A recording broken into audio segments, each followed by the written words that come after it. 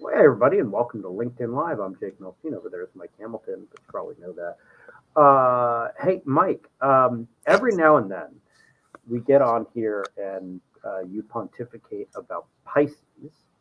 Yeah. And we got some cool Pisces news to tell folks. And I put it on my LinkedIn this morning, and I've gotten a ton of likes. So you mean the part about we just hired 2 more Pisces grads? Yeah, we hired Pisces grads. Yeah. And Pisces grads have gone to a bunch of different companies as well, right? Yes. Yeah. Like 20. And, Mm-hmm. I like to think, get the cream of the crop coming out of there. Mm-hmm. Um, And we that's do. not necessarily true. It is. People are It's getting hired true. by Boeing and Microsoft and General Electric. You know? Yeah. No, I mean it is. It's really great. And for folks who don't know, what Pisces is an organization that Mike helped start. And students in universities use our stack to monitor small cities and other municipal type organizations.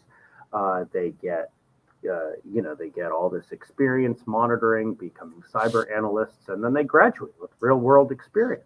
We hire the best of the best, and they get jobs all sorts of places. But the number one problem in cyber is filling that talent gap, as we all know. Yeah. Yeah, Again, yeah, we are a beneficiary of this, but this is more about workforce development for the United States of America and raising the bench strength of some people that we desperately need. The cyber analyst role is the 10th fastest growing job in the country. It's the only cyber job on the top 10 list.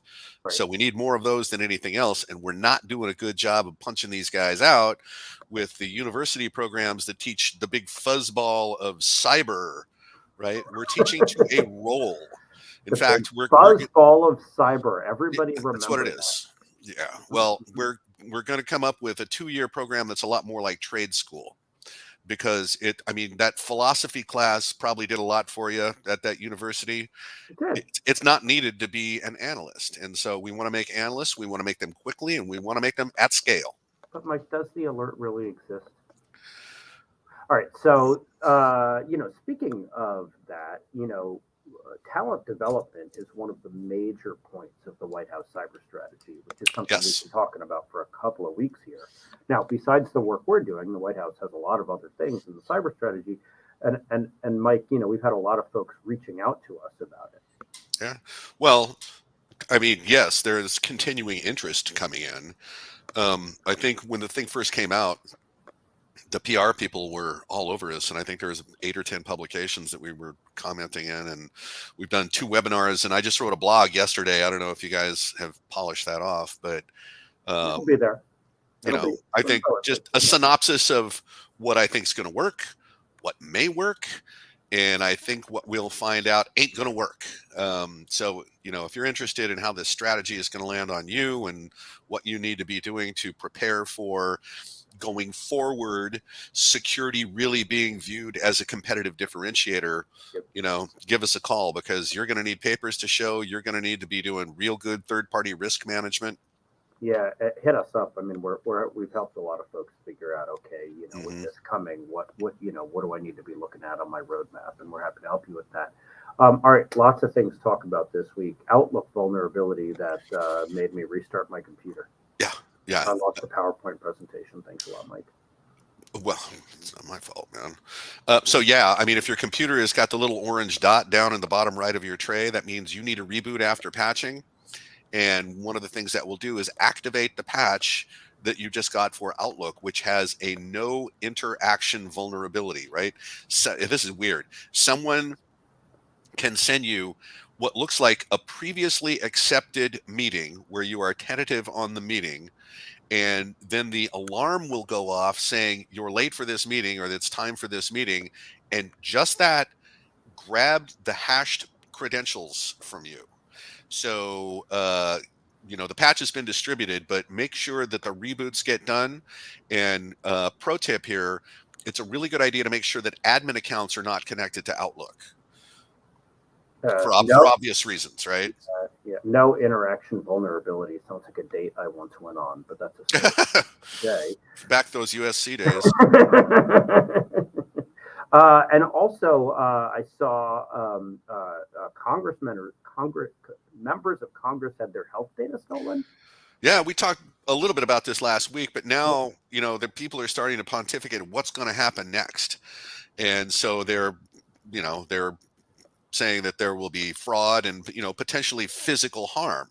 Mm. And, frankly, in today's USA, there are a lot of people that feel aggrieved for one thing or another with, and blame Congress for it. And we've seen them take their complaints into the kinetic space. So, yeah, with all of this personal information that's been disclosed on members of Congress, again, I hope this will spur them to act on some of the legislation that they're going to need to be concerned with about us, about cybersecurity. And, you know, again, the national strategy it's better than it's ever been. It's Mhm. not as bold as I would have liked to have seen. But some of the things in there are going to require legislation, and these guys are going to have to, they're going to have to get after it. Yeah, yeah, for sure. And I mean, and how many 0 days are being used? I mean, Oh, what the report on yeah. 55 0 days being used last year. The interesting thing is, so this has always been the domain of nation states, right?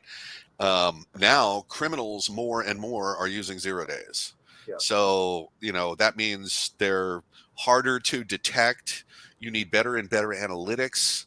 And that's, again, a bolder strategy would have been, let's figure out how to cut the United States off from the rest of the global internet and then let stuff in one at a time using an allow list if you maintain a standard of behavior, with the converse also being true. If you don't maintain that standard of behavior, you get locked out and your businesses can go yell at your leaders.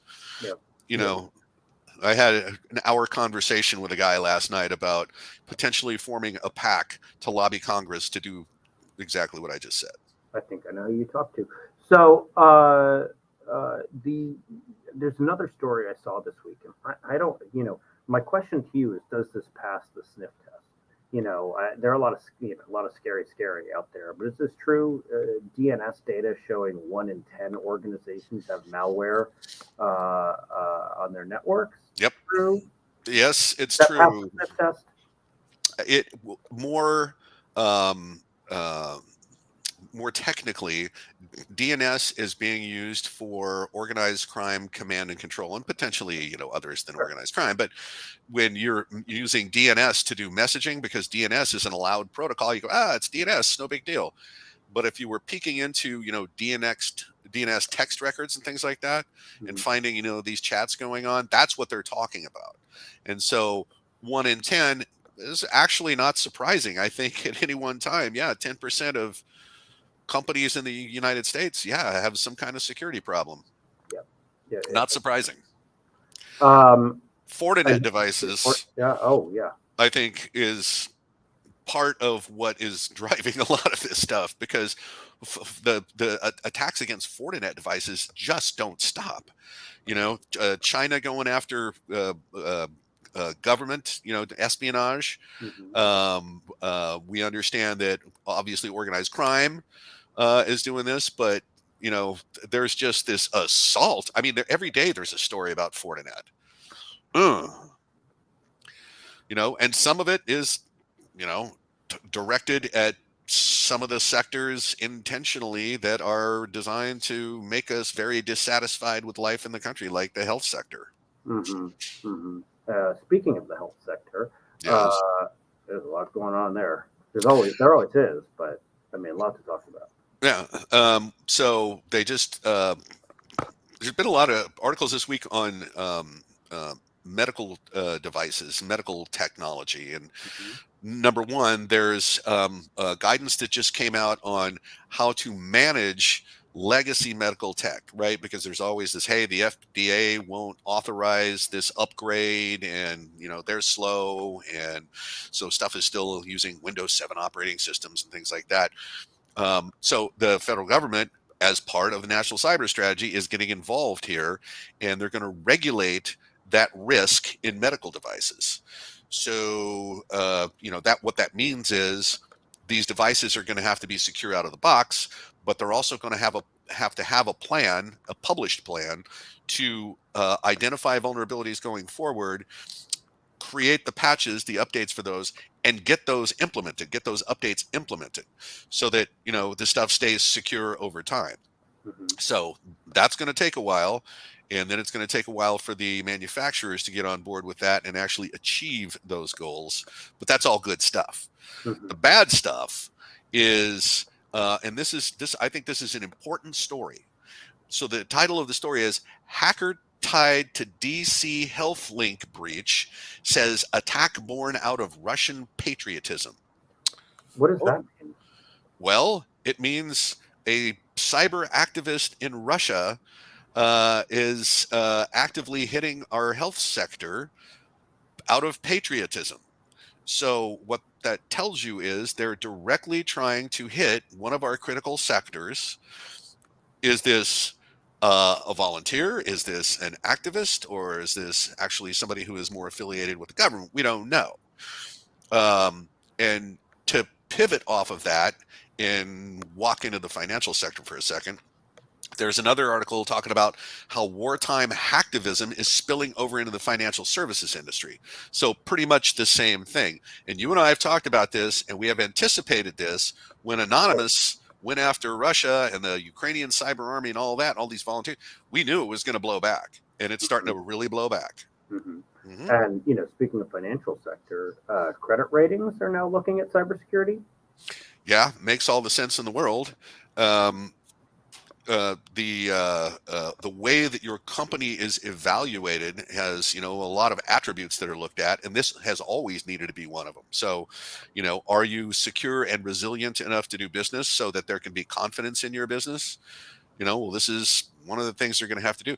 And this, frankly, that it's closely tied to stuff going on in the insurance industry as well, because the insurance industry is going to have to address how they measure risk for companies, organizations, agencies that they give cyber insurance to.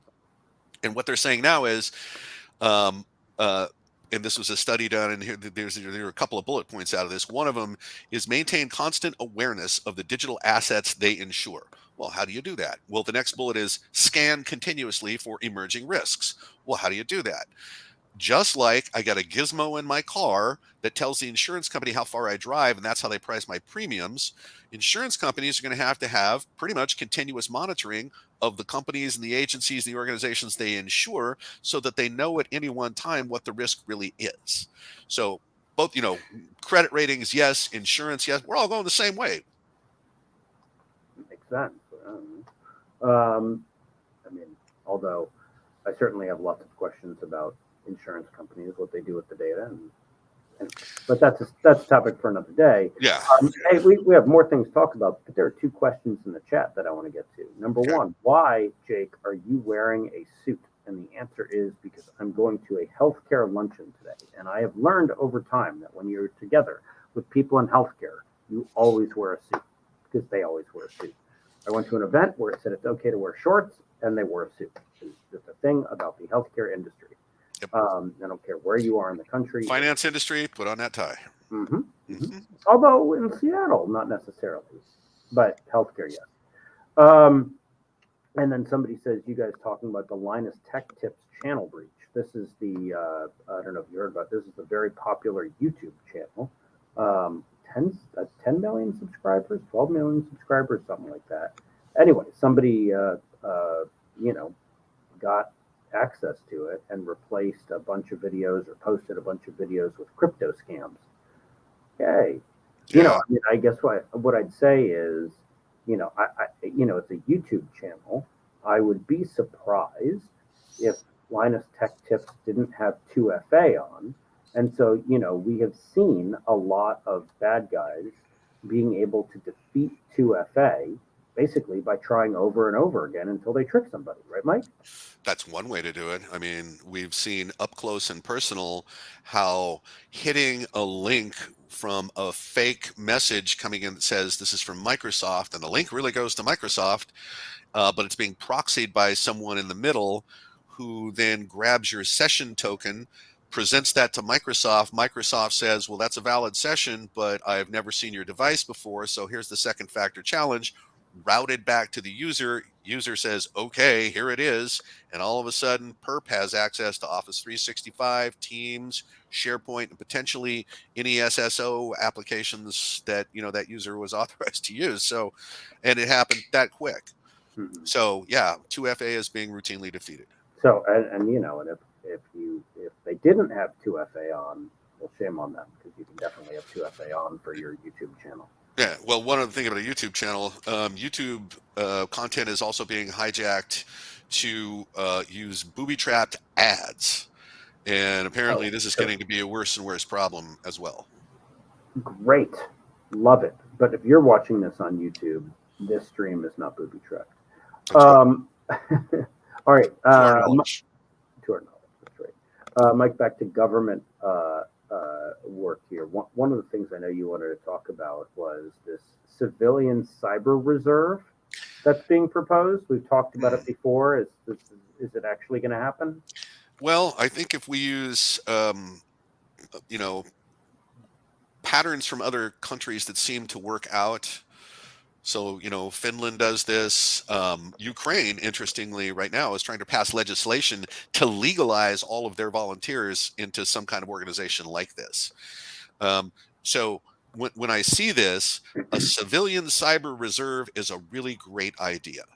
There are going to be problems with credentialing and indemnification, right? How can you prove that you're really, able to do this thing that we're going to need you to do in an emergency? And are you going to be followed by 10 lawyers from your company when you go in to help put that dam back into operating order or whatever? So, but my mind also goes to this proposal. I guess it's a proposal in the National Cyber Strategy, which says we want small, nimble teams from the private sector to aid in basically hacking back. And that's one of the things that I think is a little dubious as to whether or not that's actually going to come to pass. So not going to happen. I don't think it's going to happen. It's not going to happen. But speaking of things that are going to happen, Russian hackers now seem to be regrouping ahead of the election. Yeah, and there are surprise. Well, yeah, right. I mean, that's not a surprise. If you read that article, really what it talks about is the potential for Russians to come after infrastructure like they've been doing in Poland, right? So Poland, NATO country, it's not Ukraine, but hey, Russia has gone across that border and is hitting their infrastructure. We think this is going to land on us. That's really what that article is about. I think internationally, the more interesting thing that happened this week is vessels, ships claiming to be Chinese warships have been messing with navigation on passenger planes. And specifically, I think the airline was Qantas. So the Chinese government is kind of pissed off because the Americans and the Brits just did a deal with Australia for nuclear submarines. And so now China's starting to mess with global positioning. So navigation is impacted. And in fact, let me see if I get this right. They were able to present a vector to a plane to steer it out of the airspace that they were in, even though it was over international waters. So that's not that's really not good or anything. Yeah, no. Mm-hmm. That's not good. All right, running a little short on time here, Mike. Let's go to threats and vulns. What do you got? Well, that Outlook vulnerability should be top of everybody's plate right now. If you got the patch, that's great. If you need to reboot, get that done. And if you have admin accounts that are able to use Outlook, undo that. Emotet malware is now being distributed in Microsoft OneNote files to evade other defenses. I don't know why nobody thought of that before.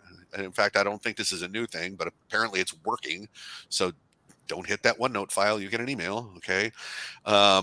There's a new botnet that can launch massive distributed denial of service attacks, and they measured it at 3.3 terabytes per second.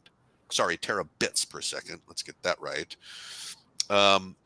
Google is saying to turn off Wi-Fi calling and VoLTE, long-term something, I forget what that means, long-term expansion. So to protect your Android from these Samsung hijack bugs where all you need to know is the phone number of the phone you want to take over. So, if you have a Samsung Android, pay attention to that. Certainly. I think it's some specific phones. So, go Google which model of phones. Yeah. And then finally, if you have a Netgear router, it's called an Orbi router. If that isn't patched, you're going to want to get that patched right away because those are under active attack. Yay. See, look at all the uplifting news we have. Speaking of uplifting news, at the end of this, Mike is a kicker. The kicker is the story that, well, I try to say makes you laugh, but really, I don't know that it always does. Sometimes just makes you think a little deeper. Mike, what do you got? Well, I stayed away from the deep fake of the former president being arrested. Good. But the one that I picked it just seems so crazy. The title of the article is "This Affordable Device Will Let Anyone Connect Their Brain to a Computer." Now, I don't see how that could end well at all, especially since all this stuff is nascent. But they can control robots, mechanical limbs with the power of thought, sleep control, meditation control, used as a lie detector. This sounds like something you should stay so far away from that at first I didn't think this article was real, but apparently it is. Well, that's not good. All right. Well, I'm going to go connect my brain to a computer. It's kind of, we do it in a different way all the time, but it's do it a different way. All right, everybody. Have a great day. Really appreciate seeing you. If you're at that healthcare luncheon today with the Puget Sound Business Journal, I'll see you there. If you're not, I'll see you somewhere else. All right.